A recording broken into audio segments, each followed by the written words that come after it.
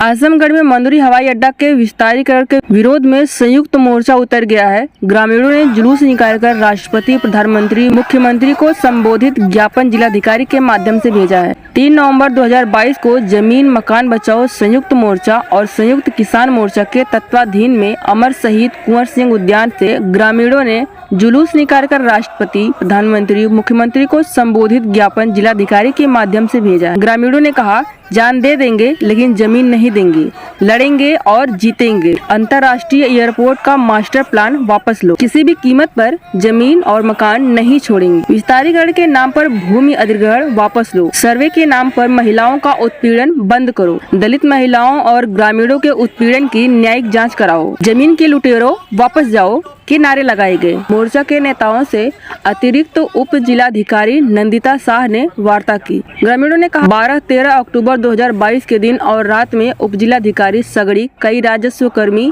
पुलिसकर्मी पीएससी के साथ आए और जबरन से नापजोख करने लगे। ग्रामीणों ने कहा कि जब हम जमीन देना ही नहीं चाहते तो सर्वे का क्या औचित्य है। प्रशासन के लोग भद्दी, अश्लील, जाति सूचक गालियों के साथ ग्रामीणों को मारने लगे, जिसके बाद जिलाधिकारी आजमगढ़ से शिकायत की गई पर कोई कार्रवाई नहीं हुई।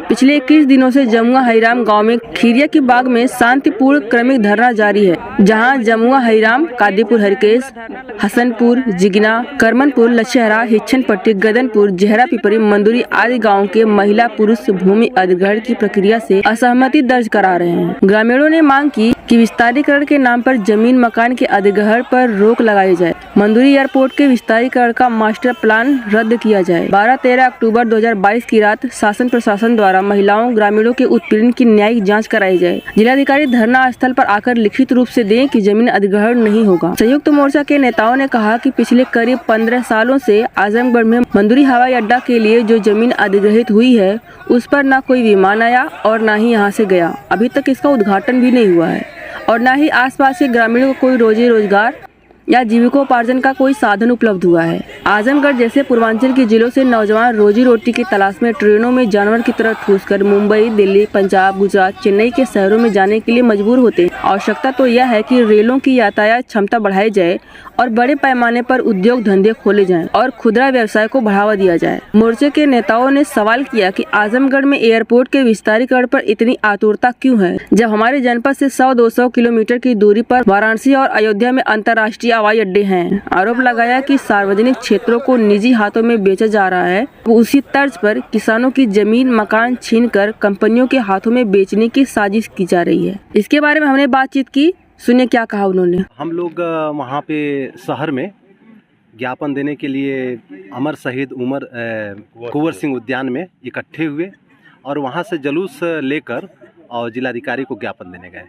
हम लोग मुख्यमंत्री को और जिलाधिकारी के माध्यम से फिर राष्ट्रपति महोदया को और प्रधानमंत्री जी को, तीनों लोगों को उन्हीं के माध्यम से ज्ञापन दिए हैं। ज्ञापन लेने के लिए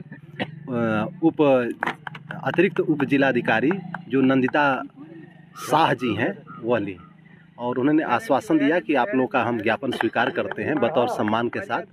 वह वार्ता के लिए 2 लोगों को बुलाई, लेकिन हम लोग कहे कि नहीं, आम जनता के खुली इस जुलूस में वह खुद आएँ और हम लोगों को आश्वासन दें।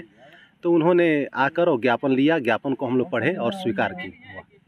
ज्ञापन में क्या लिखा था? ज्ञापन में हम लोगों की मुख्य मांग यह थी कि हम मकान और ज़मीन दोनों को हम देना नहीं चाहते हैं किसी भी कीमत पर। और यह जो दूसरा मांग यह था कि मंदुरी अंतर्राष्ट्रीय हवाई अड्डे का विस्तारीकरण के नाम पे जो यह मास्टर प्लान लाए हैं, हम लोग की मांग है कि उसको रद्द किया जाए। और तीसरी मांग है कि हम लोग के इलाके में जो रात में सर्वे करने के नाम पे 12-13 तारीख के समय उन्होंने महिलाओं के साथ और ग्रामीणों के साथ जो पुलिस उत्पीड़न किया था, उसकी भी न्यायिक जांच हो। और चौथी हम लोग की इम्पॉर्टेंट मांग है कि यहाँ पे 21 दिन हो गया धरना देते हुए, उस 21 दिन धरना के बाद उनको संज्ञान में लेते हुए इसी आम जनता के खुली सभा में इस धरने स्थल पे आके डीएम साहब को आश्वासन देना चाहिए, विश्वास में लेना चाहिए जनता को।